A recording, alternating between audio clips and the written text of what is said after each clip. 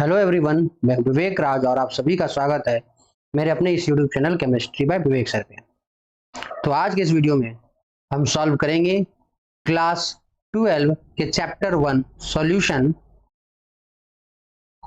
के very very important multiple choice question. इनमें से कुछ क्वेश्चंस प्रीवियस ईयर है जो कि लगातार पूछे जाने वाले प्रश्न है। तो ये questions examination point of view से बहुत ही इंपॉर्टेंट है। तो ये झारखंड बोर्ड वाले सभी स्टूडेंट, चाहे वो इंग्लिश मीडियम के हों चाहे हिंदी मीडियम के हो, उन सभी स्टूडेंटों के लिए यह इंपॉर्टेंट वीडियो है। तो चलिए स्टार्ट करते हैं। तो सॉल्यूशन चैप्टर से जो मेरा पहला सवाल है, और मैं बता देना चाहता हूं कि सॉल्यूशन चैप्टर में कम से कम 3 से 4 क्वेश्चंस जरूर रहेंगे। एमसीक्यू में 3 से 4 क्वेश्चंस। तो एमसीक्यू टोटल 25 एमसीक्यू क्वेश्चंस होते हैं, तो 3 क्वेश्चंस तो कंफर्म है कि आपका एमसीक्यू से रहेगा सॉल्यूशन चैप्टर से। तो हमारा फर्स्ट क्वेश्चन है, molarity of aqueous solution containing 2 gram NaOH in 200 ml of solution is. 200 millilitre जलीय विलयन में 2 ग्राम NaOH घुला है तो विलयन की मोलरता क्या होगी। तो इस क्वेश्चन में हमें क्या पूछ रहा है, मोलरिटी निकालने बोल रहा है, यानी मोलरता निकालने बोल रहा है। तो मोलरिटी निकालने के लिए आपको कुछ इंफॉर्मेशन दिया गया है। तो जैसे सबसे पहला क्या दिया गया है जी, सोल्यूट का वेट दिया गया है। सोल्यूट का वेट, तो सोल्यूट का वेट कैसे लिखते हैं, WA से। और सोल्यूट का वेट कितना है जी, 2 ग्राम है ना। सोल्यूट का वेट कितना ग्राम दिया हुआ है यहाँ पर, आपको यहाँ पर 2 ग्राम दिया हुआ है। और सोल्यूट कौन है हमारा, यहाँ पर सोल्यूट है हमारा सोडियम हाइड्रोक्साइड, जिसको आप लोग कॉस्टिक सोडा भी कहते हो। और इसका वॉल्यूम ये क्या दिया हुआ है, 200 ml। 200 ml इसका वॉल्यूम यानी आयतन दिया हुआ है। तो सॉल्यूशन का वॉल्यूम कितना है, 200 ml है। अब आपको मोलरिटी निकालना है। तो मोलरिटी का फॉर्मूला क्या होता है, मोलरता का फॉर्मूला जो होता है MOLRITY, मोलरिटी, जिसको आप मोलरता कहते हो। तो मोलरता का क्या फॉर्मूला होता है जी, number of mole of solute, यानी सोल्यूट के मोल की संख्या, विलय की मोल की संख्या बटे solution, volume of solution, volume of solution यानी किसमें, लीटर में। अगर लीटर में नहीं दिया है, मिलीलीटर में दिया है, तो उसको हम किस पे कन्वर्ट कर लेंगे, इसको हम कन्वर्ट कर लेंगे लीटर में। तो मिलीलीटर में अगर हम 1000 से डिवाइड कर देंगे तो वो लीटर में बन जाएगा। तो अगर हम यहाँ नीचे डिवाइड करेंगे तो 1000 ऊपर चला जाएगा। अब इसी फॉर्मूला को अगर आप शॉर्टकट में लिखना चाहोगे तो Na number of mole of solute, volume यानी आयतन, भी ml में है तो ऊपर में 1000 से मल्टीप्लाई करना होगा, और बस कुछ नहीं करना, इसी फॉर्मूला पे सब कुछ ऐड करना है। तो नंबर ऑफ मोल तो नहीं दिया हुआ है, यहाँ तो वेट दिया हुआ है, द्रव्यमान दिया हुआ है। तो नंबर ऑफ मोल निकालने का तरीका है हमारे पास। नंबर ऑफ मोल का तरीका क्या है जी, वेट बटे मोलर मास, यही तो तरीका है। तो वेट बटे मोलर मास, तो द्रव्यमान बटे मोलर द्रव्यमान। और WA कितना कितना दिया हुआ है, 2 ग्राम दिया हुआ है। और NaOH का मोलर द्रव्यमान कितना है जी, आप सबको पता होना चाहिए। NaOH का मोलर द्रव्यमान देखो, सोडियम का 23 होता है, ऑक्सीजन का 16 होता है, और प्लस एक हाइड्रोजन, 23 + 16 39 और एक 40। तो मोलर द्रव्यमान आपको निकालने आना चाहिए। तो 2/40, और इसको जब हम सॉल्व करेंगे तो कितना आ जाएगा, 1/20 आ गया। तो अब हम सॉल्व करेंगे तो नंबर ऑफ मोल रखेंगे 1/20, और वॉल्यूम कितना दिया हुआ है 200 मिलीलीटर, और इसको 1000 से हम मल्टीप्लाई कर देंगे। और जब 1000 से मल्टीप्लाई करेंगे तो नीचे का 3 जीरो कैंसिल कर दो, 1 2 3, नीचे के जो 3 जीरो है वो किससे कैंसिल होंगे, ऊपर के 3 जीरो से कैंसिल हो जाएंगे। बच गया क्या, 1/4, नहीं 2 × 2 1/4। और 1/4 को हम क्या लिख सकते हैं, 1/4 को लिख सकते हैं हम लोग 0.25। और मोलरिटी का यूनिट क्या होता है, कैपिटल M, कैपिटल M, जिसको हम लोग मोल पर लीटर भी कहते हैं। तो हमारा ऑप्शन क्या हो जाएगा, तो हमारा ऑप्शन हो जाएगा ऑप्शन डी, यानी 0.25 मोल पर लीटर। तो काफी सिंपल सा क्वेश्चन था, थोड़ा मोड़ा कैलकुलेशन था। चलते हैं अगले क्वेश्चन पे। तो हमारा अगला क्वेश्चन है, which of the following independent of temperature, निम्नलिखित में से कौन सा ताप पर निर्भर नहीं करता। यानी ये सारे जो है ये क्या है, यूनिट है। किसका यूनिट है, किसका इकाई है, कंसंट्रेशन यानी सांद्रता को मेजर करने के लिए, मापने के लिए। तो सबसे पहले आपको पता होना चाहिए इन सब का डिफिनेशन या इन सब का फॉर्मूला। तो मोलरिटी क्या होता है जी, मोलरिटी तो होता है number of mole of solute बटे वॉल्यूम ऑफ सॉल्यूशन। तो इसमें पहला ऑप्शन में तो वॉल्यूम आ रहा है मोलरिटी में, है ना। तो मोलरिटी का फॉर्मूला होता है number of mole by volume of solution. Option B को अगर हम चेक करें मोलरिटी क्या होता है, तो मोलरिटी हमारा होता है नंबर ऑफ मोलरिटी को स्मॉल एम से डिनोट करते हैं, number of mole of solute बटे weight of solvent. Option C को अगर हम देखेंगे नॉर्मलिटी क्या होता है, तो नॉर्मलिटी को हम लोग कैपिटल एन से डिनोट करते हैं, number of gram equivalent, number of gram equivalent बटे वॉल्यूम। और लास्ट ऑप्शन है ऑप्शन डी, फॉर्मेलिटी होता है gram formula mass, gram formula mass बटे वॉल्यूम। तो देखिए यहां पर जहां जहां पर वॉल्यूम आ रहा है, इसमें वॉल्यूम आ रहा है, ऑप्शन नॉर्मलिटी में भी वॉल्यूम आ रहा है और ऑप्शन डी यानी फॉर्मेलिटी में भी वॉल्यूम आ रहा है। तो वॉल्यूम और टेम्परेचर एक दूसरे से संबंध रखता है। अगर आप टेम्परेचर बढ़ाओगे वॉल्यूम भी बढ़ेगा, टेम्परेचर बढ़ाओगे वॉल्यूम बढ़ेगा, क्योंकि तापमान बढ़ाने पर आयतन बढ़ता है, और टेम्परेचर बढ़ाने पे अगर वॉल्यूम बढ़ा तो यानी कंसंट्रेशन क्या होगा, घटेगा। कंसंट्रेशन क्या होगा जी, घटेगा। तो ए सी और डी यानी मोलरिटी, नॉर्मलिटी और फॉर्मेलिटी तो डिपेंड करता है, लेकिन यहां पर बोल रहा है इंडिपेंडेंट, यानी जो डिपेंड नहीं करता, यानी निर्भर नहीं करता है। तो कौन सा ऑप्शन होगा, इसका जो करेक्ट आंसर होगा ऑप्शन बी, यानी मोलरता, यानी मोललता जो है वो तापमान पर निर्भर नहीं करता। आप तापमान बदल भी दोगे तो मोललता यानी मोललिटी बदलने वाला नहीं है, उसका वैल्यू कांस्टेंट होता है। चलते हैं नेक्स्ट क्वेश्चन पे।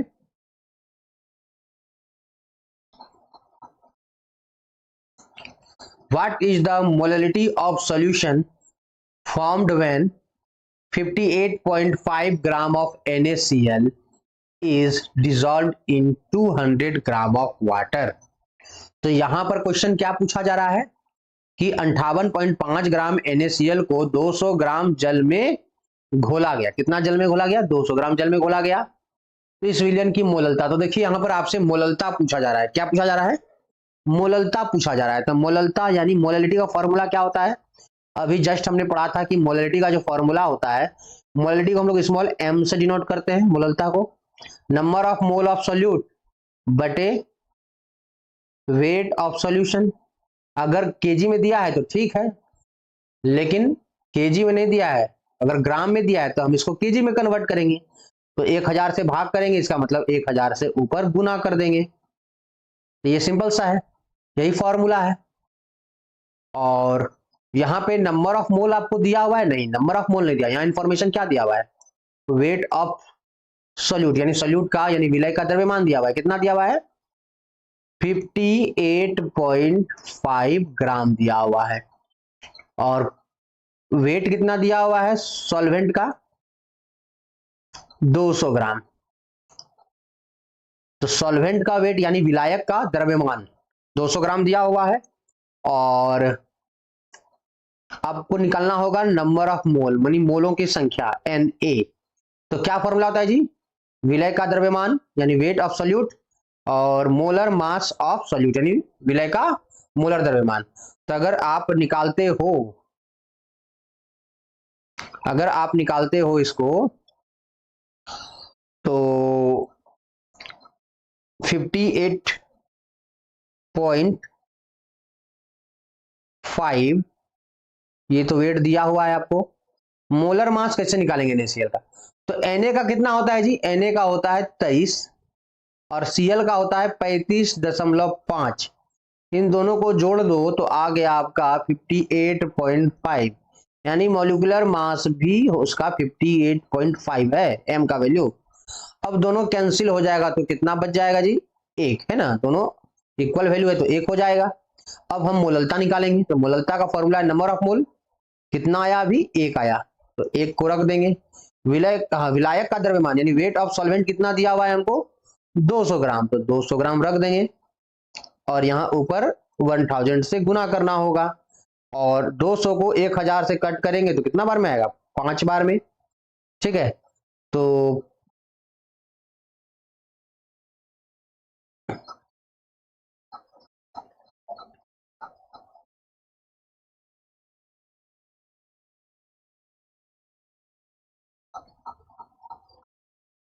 इसका जो आंसर आ रहा है वो क्या आ रहा है जी? 5 मोल पर केजी, मोल पर केजी, या इसको हम लोग शॉर्टकट में इस 5m लिख सकते हैं। ठीक है, तो यहां पर जो ऑप्शन देखने को मिल रहा है वो ऑप्शन शायद करेक्ट नहीं है, तो ये सभी ऑप्शन सही नहीं है। इनमें से एक ऑप्शन क्या होना चाहिए?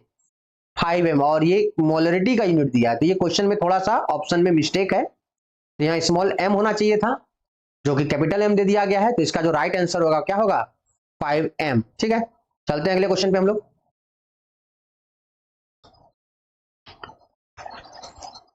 विच concentration unit is independent of temperature? कौन सी सांद्रता इकाई ताप से स्वतंत्र है?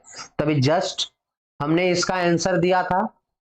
ठीक, एक क्वेश्चन पहले हमने इस क्वेश्चन को डिस्कस किया था कि इनमें से कौन सा सांद्रता इकाई यानी कंसंट्रेशन यूनिट जो है वो टेम्परेचर पे निर्भर नहीं करता है। ठीक है, यानी स्वतंत्र है। तो कौन स्वतंत्र है? मोललता, जिसमें वॉल्यूम नहीं है।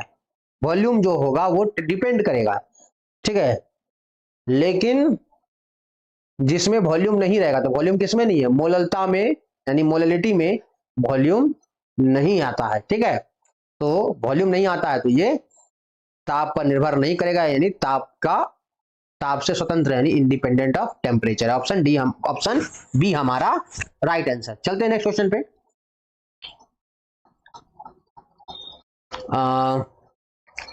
Molarity of an aqua solution containing 40 gram in 2 litre of solution. देखिए फिर वैसा ही क्वेश्चन आ गया है, फिर से NaOH लिया गया है, सॉरी एक मिनट, फिर से क्वेश्चन में NaOH लिया गया है और कितना आयतन लिया है? 2 लीटर आयतन लिया है। ठीक है, 2 लीटर आयतन लिया है और 2 लीटर वॉल्यूम लिया हुआ है और 40 ग्राम NaOH लिया हुआ है। तो आपको मोलरिटी निकालना है और मैं आपको होमवर्क देता हूं HW। तो ये क्वेश्चन आपका होमवर्क रहा और जो भी आंसर आएगा उसे आप कमेंट करके लिखोगे। ठीक है, तो ये आप क्वेश्चन खुद से करना। इसके पहले मैंने जस्ट ऐसा ही क्वेश्चन करवाया था, बस वैल्यू अलग अलग था, बाकी सब कुछ सेम ही है। ठीक है, इसका क्वेश्चन आप इस क्वेश्चन का आंसर आप कमेंट बॉक्स पे लिखोगे।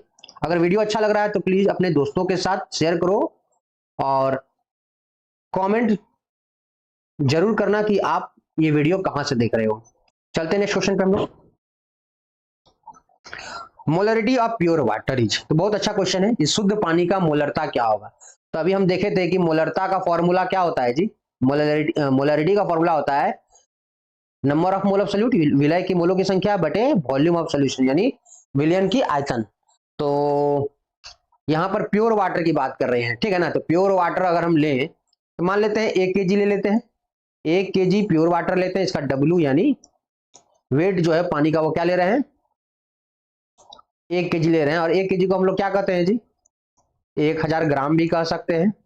और 1 kg अगर हम जल लेंगे तो 1 kg वाटर का जो वॉल्यूम होगा वो 1 लीटर होगा। ठीक है, और आपको पता है कि अगर हम नंबर ऑफ मोल निकालें, क्या निकालें जी? नंबर ऑफ मोल निकालें, तो नंबर ऑफ मोल का क्या फॉर्मूला है हमारे पास?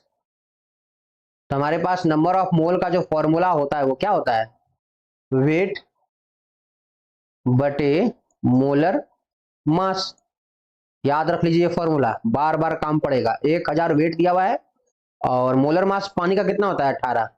अगर इसको 1000 को 18 से डिवाइड करोगे तो आएगा 55.5 और नंबर ऑफ मोल आ गया 55.5 और वॉल्यूम कितना है? 1 लीटर। तो अगर डिवाइड करोगे तो कितना होगा? 55.5। सो यहाँ 55.5 लिखना था। तो 55.5 जो है हमारा राइट आंसर होगा। और कौन सा ऑप्शन है? 55.55 जो ऑप्शन बी हमारा राइट आंसर होगा। तो शुद्ध पानी का, प्योर वाटर का जो मोलरता होगा 55.55 होगा। चलते हैं नेक्स्ट स्लाइड पे। तो अब यहाँ टॉपिक थोड़ा चेंज हो रहा है। तो अब तक हम लोग जो क्वेश्चन कर रहे थे वो सांद्रता पर कर रहे थे, अब जो क्वेश्चन होगा वो वाष्प दाब पे होगा, यानी वेपर प्रेशर पे होगा। तो among the following substance the lowest vapour pressure is exerted by, substance का स्पेलिंग गलत कर दिया है, ठीक है, सब्सटेंस का स्पेलिंग आप देख लीजिएगा। तो इनमें से जो सब्सटेंस दिया गया है, जो पदार्थ दिए गए हैं, उनमें से सबसे कम वाष्प दाब यानी सबसे कम वेपर प्रेशर किसका होगा? तो कौन कौन ऑप्शन है? वाटर यानी जल, अल्कोहल, इथर, और ऑप्शन डी है मरकरी यानी पारा। तो अगर हम इस क्वेश्चन को देखें तो बात को समझना आप लोग कि अगर हम कोई पदार्थ लेते हैं, वो भी द्रव्य पदार्थ यानी लिक्विड लेते हैं, तो वो लिक्विड है, तो लिक्विड कभी ना कभी वेपर बनेगा, है ना। वेपर तो लिक्विड के ऊपर ही बनता है। तो जितना ज्यादा वेपर बनेगा, वाष्प दाब यानी वेपर प्रेशर उतना ज्यादा होगा। वेपर प्रेशर ज्यादा होगा यानी वाष्प दाब ज्यादा होगा। जितना ज्यादा वेपर बनेगा तो उसका वाष्प दाब उतना ही ज्यादा होगा। लेकिन यहां पर पूछ रहा है लोएस्ट यानी सबसे कम। तो सबसे कम वेपर प्रेशर किसका होगा? तो जिसका वेपर कम बनेगा, जिसका वाष्प कम बनेगा। तो वाष्प कम किसका बनेगा? और वाष्प कम उसी का बनेगा जिसके अणुओं के बीच में अंतर आणविक बल बहुत प्रबल होगा, यानी इंटरमोलिकुलर फोर्स। इंटरमोलिकुलर फोर्स जो है वो क्या होगा? ज्यादा होगा। तो वेपर क्या होगा जी? वेपर यानी वाष्प कम बनेगा। तो जिसका अंतर आणविक बल ज्यादा होगा उनका क्वथनांक यानी बॉइलिंग पॉइंट भी ज्यादा होगा। तो जिसका बॉइलिंग पॉइंट ज्यादा उसका वाष्प कम बनेगा यानी वेपर प्रेशर यानी वाष्प दाब कम होगा। तो ये वाटर तो वाष्प बनता है, अल्कोहल और भी ज्यादा वाष्प बनता है, इथर और भी ज्यादा वाष्प बनाएगा। लेकिन मरकरी जो है वो एक धातु है और ये भले ही द्रव अवस्था में हो लेकिन मरकरी जो है उसका वाष्प कम बनेगा क्योंकि इसका बॉइलिंग पॉइंट ज्यादा है। अगर हम बात करें वाटर का, तो वाटर का बॉइलिंग पॉइंट, जल का बॉइलिंग पॉइंट कितना होता है जी? आप सभी को पता है 100 डिग्री सेल्सियस इसका क्वथनांक होता है। अल्कोहल का बॉइलिंग पॉइंट लगभग 78 डिग्री सेल्सियस के आसपास, इथर का 60-50 डिग्री के आसपास होता है और पारा का तो लगभग 356 डिग्री सेल्सियस। इसका बॉइलिंग पॉइंट सबसे ज्यादा है यानी force of attraction, intermolecular force of attraction जो अंतराण्विक बल है वो सबसे ज्यादा प्रबल पारा में है और इसलिए इसका वाष्प दाब सबसे कम है क्योंकि सबसे कम वाष्प बनाएगा। चलते हैं नेक्स्ट स्लाइड पे। Which of the following is not colligative property? निम्नलिखित में से कौन सा अनुसंख्यक गुणधर्म नहीं है? लोअरिंग ऑफ वेपर प्रेशर वाष्प दाब का कम करना, एलिवेशन इन बॉइलिंग पॉइंट, ठीक है, यानी क्वथनांक में उन्नयन, डिप्रेशन इन फ्रीजिंग पॉइंट यानी हिमांक का अवनमन, और option D relative lowering of vapour pressure वाष्प दाब का अपेक्षित कम होना। तो इनमें पूछ रहा है कौन क्वालिटेटिव प्रॉपर्टी नहीं है भाई? तो ऑप्शन बी तो क्वालिटेटिव प्रॉपर्टी है, ऑप्शन सी भी है, ऑप्शन डी भी है, क्वालिटेटिव प्रॉपर्टी है।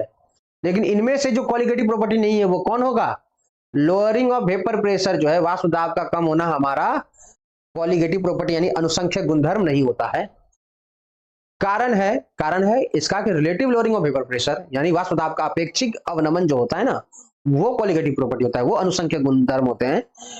लोअरिंग ऑफ वेपर प्रेशर जो होता है वाष्प दाब का, option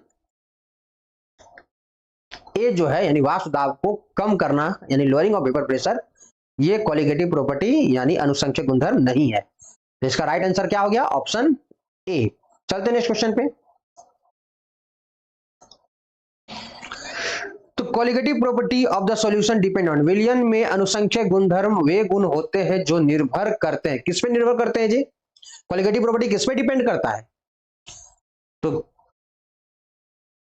size of particle, size से कोई लेना देना नहीं है, यानी कणों का आकार पे कोई लेना देना नहीं है। नेचर ऑफ सॉल्वेंट यानी विलायक का प्रकृति पर भी कोई लेना देना नहीं है। नंबर ऑफ पार्टिकल्स, हाँ इस पे लेना देना है। कणों की संख्या पर लेना देना है इसको, और नेचर ऑफ पार्टिकल, पार्टिकल के प्रकृति पे भी कोई लेना देना नहीं। तो इसका जो राइट आंसर क्या होगा, nature of particle, sorry number of particle, option C.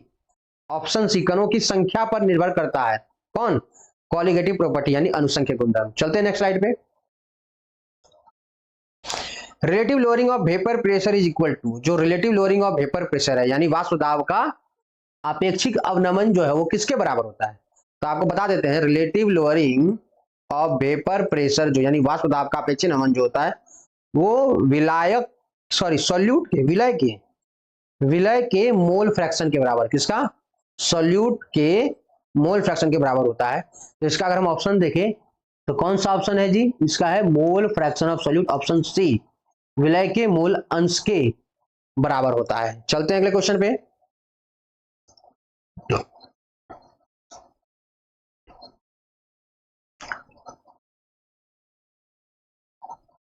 The relative lowering of vapor pressure in case of solution of non-volatile solute is equal to mole fraction of solute. The statement is based on, तो अभी just हम लोग पढ़े कि वाष्पशील की जो solute relative lowering of vapour pressure है वो मोल फ्रैक्शन के बराबर होता है। अभी जस्ट हम लोग पढ़े ना कि जो relative lowering of vapour pressure होता है यानी वाष्प दाब का जो अपेक्षित अवनमन है वो किसके बराबर है, वो सॉल्यूट के यानी विलय के मोल फ्रैक्शन के बराबर है।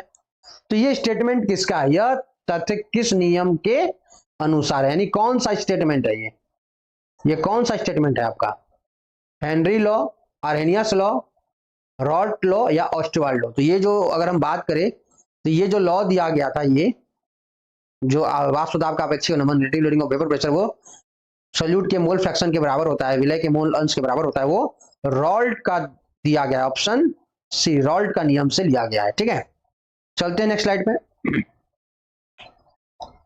यूनिट ऑफ केबी, केबी को क्या कहते हैं आप लोग कमेंट करके जरूर बताइएगा। ठीक है, तो केबी को हम लोग अगर डेल टीबी एक फॉर्मूला था एलिवेशन इन बॉइलिंग पॉइंट पे, जो दूसरा क्वालिटेटिव प्रॉपर्टी था, del T B equal to K B गुना एम। आपको केबी का यूनिट चाहिए तो केबी बराबर क्या हो गया जी, डेल टीबी, एम को इधर ले जाएंगे, है ना। तो डेल टीबी, टीबी जो है, टीबी क्या है, तापमान है, और तापमान का इकाई क्या होता है जी, तापमान का इकाई होता है केल्विन, और एम क्या है, एम तो मोललता है, मोललता का क्या होता है जी, मोल पर केजी। तो पर यानी ऊपर केजी नीचे लिखेंगे, केजी ऊपर चला जाएगा, तो इसका जो सही यूनिट क्या होगा, केल्विन केजी, मोल ऊपर जाएगा तो क्या हो जाएगा, पर मोल। तो केल्विन केजी पर मोल किसका ऑप्शन है जी, तो ऑप्शन इसमें नहीं, ऑप्शन में भी नहीं है, केल्विन केजी पर मोल, ऑप्शन डी हमारा सही आंसर होगा। तो केबी को क्या कहते हैं हम लोग, आप ऑप्शन आप इसको कमेंट करके बताइए। ठीक है, चलते नेक्स्ट स्लाइड पे।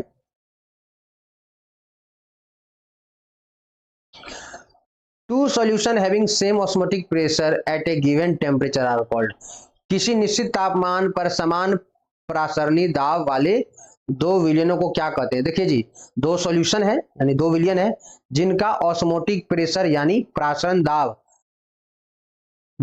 समान है और टेम्परेचर जो है वो फिक्स है, दिए गए तापमान पर दो विलयन का यानी दो सॉल्यूशन का ऑस्मोटिक प्रेशर समान है यानी प्रासरण दाब समान है, तो ऐसे सॉल्यूशन को आप क्या कहेंगे, तो जो सॉल्यूशन जिनके ऑस्मोटिक प्रेशर यानी प्रासरण दाब समान होते हैं उसे हम लोग आइसोटोनिक सॉल्यूशन कहते हैं। क्या कहते हैं, आइसोटोनिक सॉल्यूशन।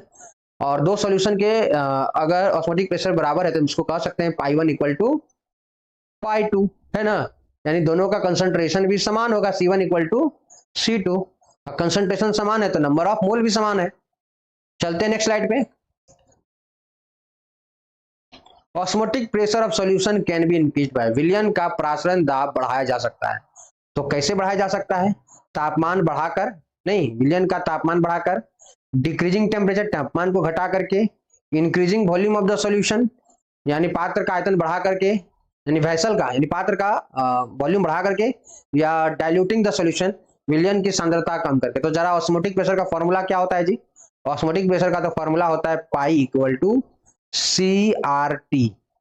तो यहां पर जो ऑस्मोटिक प्रेशर है सी के, जो ऑस्मोटिक प्रेशर है वो सी के तो डायरेक्टली प्रोपोर्शनल है और तापमान यानी टी के डायरेक्टली प्रोपोर्शनल है।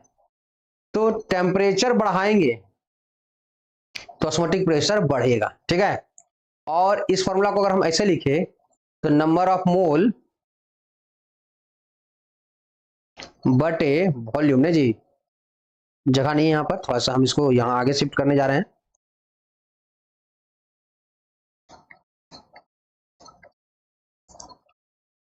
इस फॉर्मूला को हम ऐसे भी लिख सकते हैं, number of mole by volume RT। तो अगर आप वॉल्यूम बढ़ाओगे तो ये तो जो ऑस्मोटिक प्रेशर है यानी प्रासरण दाब है वो तो कम हो जाएगा, है ना। और सॉल्यूशन को क्या करोगे जी, डाइल्यूट करोगे, यानी आप सांद्रता कम करोगे, सांद्रता कम करेंगे तो भी ऑस्मोटिक प्रेशर कम होगा। तो ऑप्शन सी और ऑप्शन डी तो गलत जा रहा है ना।